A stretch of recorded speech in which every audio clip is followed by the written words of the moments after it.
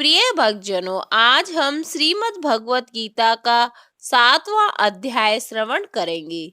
श्री भगवान बोले, हे पार्थ, अनन्य प्रेम से मुझ में आसक्त चित्त तथा अनन्य भाव से मेरे परायण होकर योग में लगा हुआ तू जिस प्रकार से संपूर्ण विभूति, बल, ऐश्वर्य आदि गुणों से युक्त सबके आत्म रूप मुझको संशय रहित जानेगा, उसको सुन।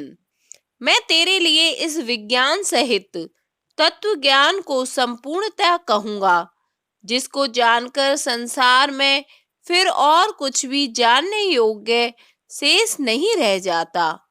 हजारों मनुष्यों में कोई एक मेरी प्राप्ति के लिए यत्न करता है, और उन यत्न करने वाले योगियों में भी कोई एक मेरे परायण होकर मुझको तत्व से अर्थात यथार्थ रूप से जानता है।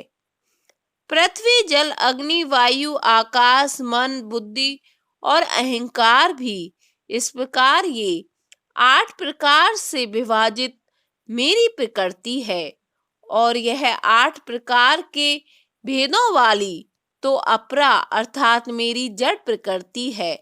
और हे महाभाव, इससे दूसरी को जिससे यह संपूर्ण जगत धारण किया जाता है, मेरी जीव रूपा परा अर्थात चेतन प्रकृति जान है। हे अर्जुन, तू ऐसा समझ कि संपूर्ण भूत इन दोनों प्रकृतियों से ही उत्पन्न होने वाले हैं, और मैं संपूर्ण जगत का प्रभव तथा प्रलय हूँ अर्थात संपूर्ण जगत का मूल कारण हूँ। हे धनंजय, मुझसे भिन्न दूसरा कोई भी परम कारण नहीं है। यह संपूर्ण जगत सूत्र में सूत्र के मणियों के सदृश मुझ में गुथा हुआ है। हे अर्जुन, मैं जल में रस हूँ, चंद्रमा और सूर्य में प्रकाश हूँ, संपूर्ण वेदों में ओंकार हूँ, आकाश में शब्द और पुरुषों में पुरुषत्व हूँ। मैं पृथ्वी में पवित्र शब्द, स्पर्श, रूप, रस, गंध से इस प्रसंग में इनके कारण रूप तन्मात्राओं का ग्रहण है।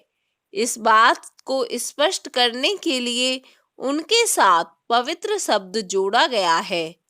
गंध और अग्नि में तेज हूँ तथा संपूर्ण भूतों में उनका जीवन हूँ, और तपस्वियों में तप हूँ।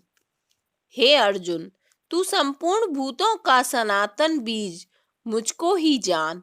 मैं बुद्धिमानों की बुद्धि और तेजस्वियों का तेज हूँ। हे भरत श्रेष्ठ, मैं बलवानों का आसक्ति और कामनाओं से रहित बल अर्थात सामर्थ्य हूँ, और सब भूतों में धर्म के अनुकूल अर्थात शास्त्र के अनुकूल काम हूँ। और भी जो सत्व गुण से उत्पन्न होने वाले भाव हैं और जो रजोगुण से होने वाले भाव हैं, उन सब को तू मुझसे ही होने वाले हैं ऐसा जान। परंतु वास्तव में उनमें से मैं और वे मुझ में नहीं हैं। गुणों के कार्य रूप सात्विक, राजस और तामस, इन तीनों प्रकार के भावों से यह सारा संसार प्राणी समुदाय मोहित हो रहा है।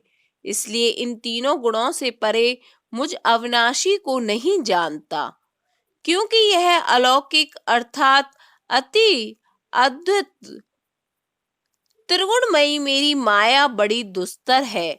परंतु जो पुरुष केवल मुझको ही निरंतर भजते हैं, वे इस माया को उल्लंघन कर जाते हैं अर्थात संसार से तर जाते हैं। माया द्वारा जिनका ज्ञान हरा जा चुका है, ऐसे आसुर स्वभाव को धारण किए हुए मनुष्यों में नीच दूषित कर्म करने वाले मूढ़ लोग मुझको नहीं भजते। हे भरतवंशियों में श्रेष्ठ अर्जुन, उत्तम कर्म करने वाले अर्थात सांसारिक पदार्थों के लिए भजने वाला, आर्त संकट निवारण के लिए भजने वाला, जिज्ञासु मेरे को यथार्थ रूप से जानने की इच्छा से भजने वाला, और ज्ञानी, ऐसे 4 प्रकार के भक्तजन मुझको भजते हैं।